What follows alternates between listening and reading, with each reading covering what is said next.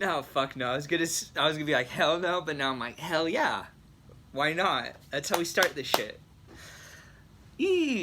Hello, everybody.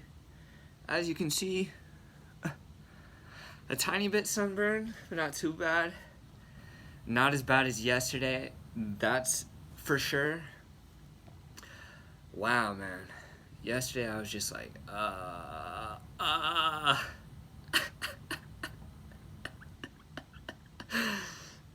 was only outside for like an hour.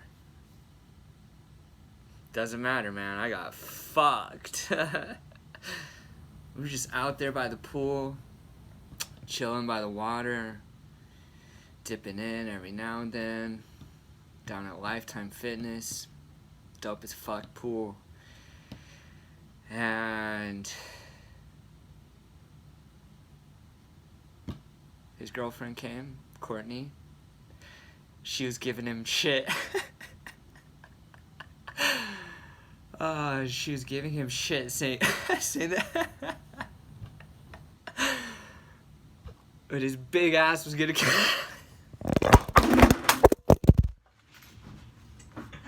Oh shit!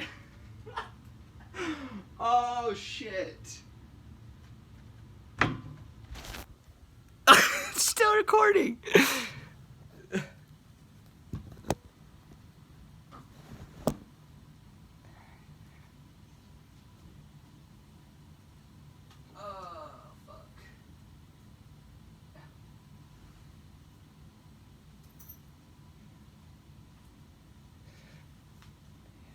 Okay.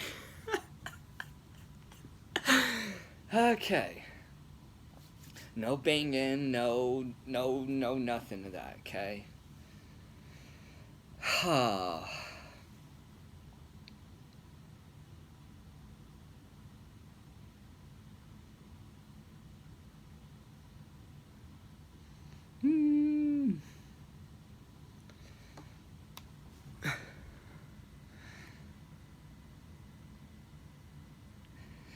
Dude, the first time I took shrooms,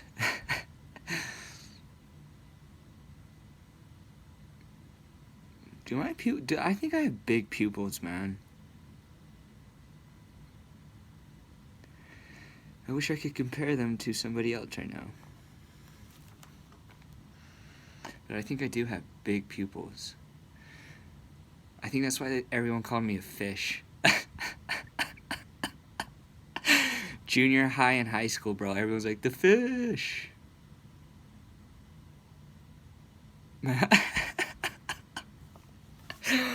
My homie got his, he had a surgery. I can't even remember what it was for. But he called me the trout when he woke up. He's like, I'm a king. I remember that shit, man. Zach Hansen, what's up, baby? Okay. Let's just jump into this, man. I was gonna try and do an intro, but we had a pretty fucking eventful intro. Alright. So this chapter is about I believe that everybody's already who they are, and that there shouldn't be any pressure in just being who you are. But I felt pressure. I still do sometimes as well. And I think that's pretty relatable. I think people know what I'm talking about when I say that. So this chapter kind of goes over why that might be the case. Let's see. A little preview of what we're going to go over. We talk about, first, suppression of emotion. Afterwards, I don't know if I wrote this down well enough or if it's going to make sense, but this cool experience that I had. So I mentioned before in this, like, what I mean when I say connection to the quantum field is the same thing as connection to love and connection to just a deeper sense of who you really are. So I had this experience of first-hand acknowledging and hearing out loud my response to that connection and what that felt like, even if it's for a second. And I think it's a common thing we do, man. We turn our backs and we try to move away from that connection and that love. The first person that got me thinking about that was this guy named Shunya Murti. And he has this emphasis of keeping your attention on your heart, literally, like right here, and how that's a tool to keep yourself grounded when your thoughts or your emotions are intense. And it's a way to watch them and stay at this grounded, connected place of love. And at first it feels like bad, like, oh, this is hard, I have this heartbreak, or like I have this sorrow that I haven't been addressing. But that quickly changes. That you start to realize those are all lies that you've told yourself to keep yourself away from feeling this connection of love. So we'll talk a little bit about that. And then, so I've been calling this going from your trauma self to your true self. And I wrote down maybe some ways that could help somebody go from that quickly, instead of some dark night of the soul that's lasting so long and feels so miserable. I don't think it needs to be like that at all. Let's start. Let's get it rolling, man. Okay, we start off with a question. How can I be myself fully without pressure? This is a fabulous question. We treasure the chance to discuss this with you. Let's begin by addressing the deep sorrow you experienced last night. Yes, I felt it intensely. I did not understand why it was happening. Meditation and integration will activate faculties within you that heal your body of PTSD. The negative energy field is dissipating and throwing its final punches. So that experience of sorrow was just this energy running its course. The meditation and integration are doing its thing, and it's literally healing your body. And maybe it doesn't go out easily, makes a lot of noise, and it fights back a little bit, but it dissipates, goes away. We noticed you efforting way too much with trying to bring conscious awareness. Remember this: the soul always rests in love, and the body can be in peace at any moment you allow it. Very soon this will no longer be of concern for you. Yeah, man. The soul rests in love, and the body can be in peace. I don't know why, but that helps me. Pressure means suppression of emotion. When the body is at peace, it can feel any emotion fully while maintaining its peace. This is very satisfying. Peace plus emotion equals correct action. The mind can rest at ease knowing the body is synced into correct action. The true self is a revolutionist. It desires strongly to express what it receives from the quantum field. When the body is in a state of peace and the mind integrated, you now have sufficient energy to make the realization that you are conscious of your own consciousness. You are now united with the field. Okay. So, I believe, this is what I think. I think that when you are capable of remaining in a state of peace, as opposed to the fight or flight tendency, when you can make that realization of what the fight or flight tendency is in you, and begin to disengage with it, and the body can be at peace, that's like raising energy levels in your body. That's how I would say it.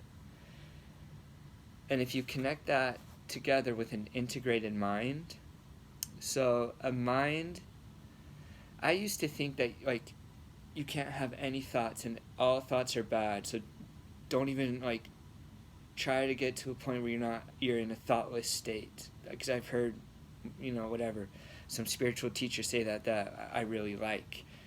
But I was like, I was not viewing that correctly, because I was trying to basically just avoid that is an avoidance. I'm trying to avoid my thoughts instead of a full acceptance and a full allowance of thinking whatever the hell is coming up. So that type of acceptance is what I kind of mean when I say an integrated mind.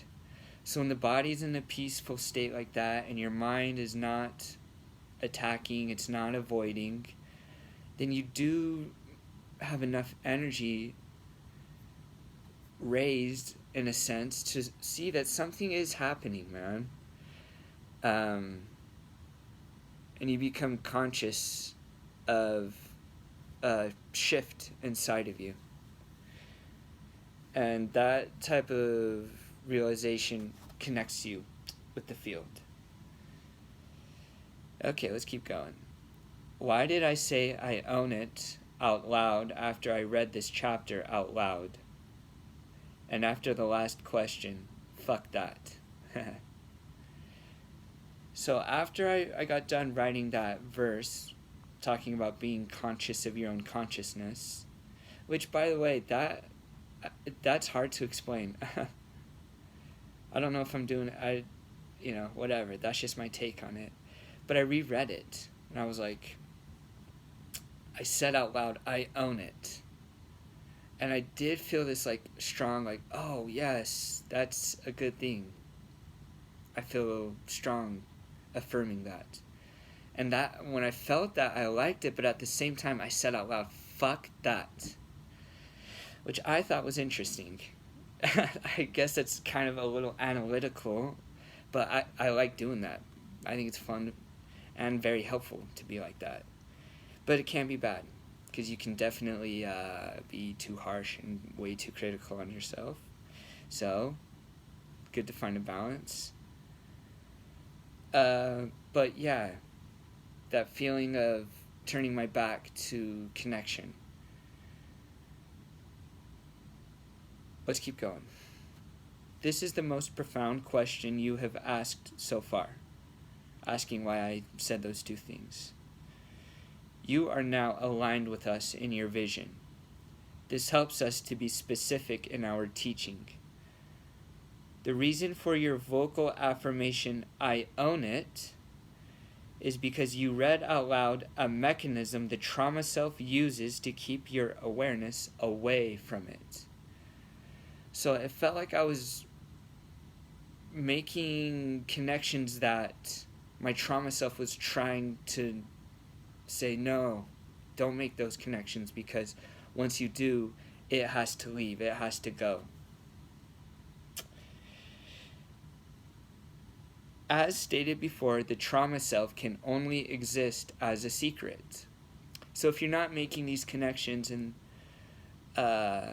these connections that bringing in love and bringing in allowance is pushing this trauma out of you.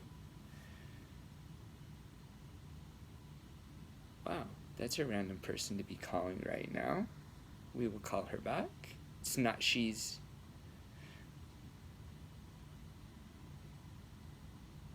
I was going to say she's married to my homie, but then that would look bad, but who gives a fuck? She's a homie too. Homies. Let's see, where were we? Okay. Yeah, so that, let's see, making the realization that keeping your body in peace and allowing the inner movements to do whatever they need to do pushes the trauma self and your habitual patterns out. Once you can do that, then it will I think that quickens your healing of PTSD. Your denial of the love felt in the field will prove to be a powerful tool in explaining the cure for PTSD. Or better said, methods to help individuals move from trauma self to true self very quickly.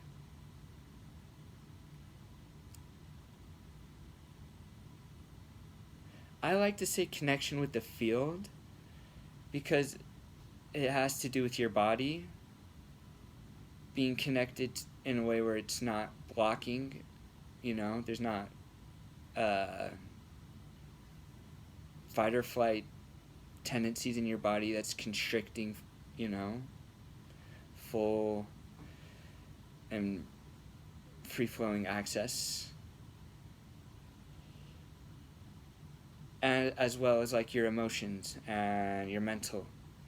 So that's why I like to say the field, because it involves your physical body, mental body, emotional body, all of that.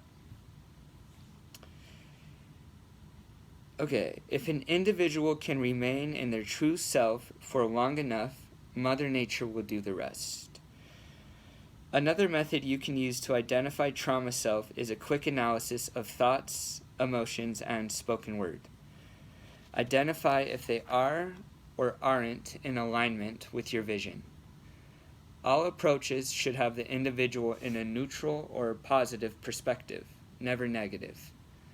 All individuals must be fully aligned with the field in order to be true self. An individual must understand this fully and feel this fully. We will show you how to do both. Dr. David Hawkins' scale of consciousness will be extraordinarily useful.